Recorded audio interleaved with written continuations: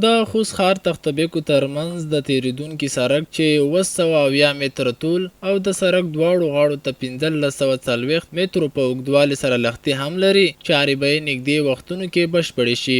د ښاروالۍ ریاست د مسؤلینو په وینا په دغه سړک ټول ټال 15 میلیونه 70 زره افغانۍ لګښت راځي چې د ښاروالۍ ریاست له بودیجې څخه ورکول کیږي.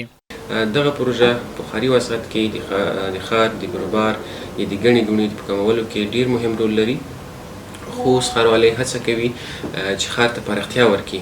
په همدې بنا باندې په 1404 کال کې موږ هڅه وکړه چې مطلب د ښار جنوبي قسمت ته ښار وغځوو، د ښار لمنې پراخې کړو. نو د ښار د پراختیا لپاره تر ټولو اول مهمه دا ده چې باید سړکونه ورغول شي. نو په همدې اساس باندې خوست ښاروالۍ یاده پروژه د 1403 کال په انکشافي پلان کې نیولې وه. للهي کارونه یې ډیر منظم جریان لري. بل لور په یاد سړک تیریدونکي کسان خوښ دي چې یاد سړک په اساسي ډول جوړیږي. دوی زیاتوي له دې وړاندې به په دغه مسیر تګ راتګ کې له ګڼو ستونزو سره مخامخ وو او په بشپړېدو سره به یې تګ راتګ کې ګڼې اسانتیاوې برابرې شي.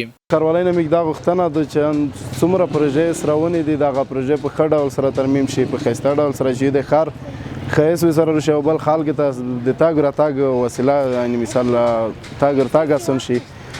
ښاروالۍ نه موږ دا غوښتنه ده چې په اساس ډول یې ورغوي. سړک خو ماشاءالله ډېر ښه خوند وکړه. سړک چې برابر شي دا رش به کم شي، رش کاش او بل دا سړک ډېر خلک مصروف دي، کور بار هر څه. سړک چې جوړ شي بیا خوند کوي، ډېر خوند کوي. دا یادولو ده چې دغه سړک د ښار له فیض محمد خان واټ څخه نیولی بیا د دواړو تختبیکو ترمنځ تیریږي او د ګوربز ولسوالۍ ته غځېدلي سړک سره به وصل شي چې ورڅخه به د یادې ولسوالۍ او په دغه سیمه کې اوسیدونکو کسانو تګ راتګ کې ګڼ شمېر اسانتیاوې رامنځته کړي.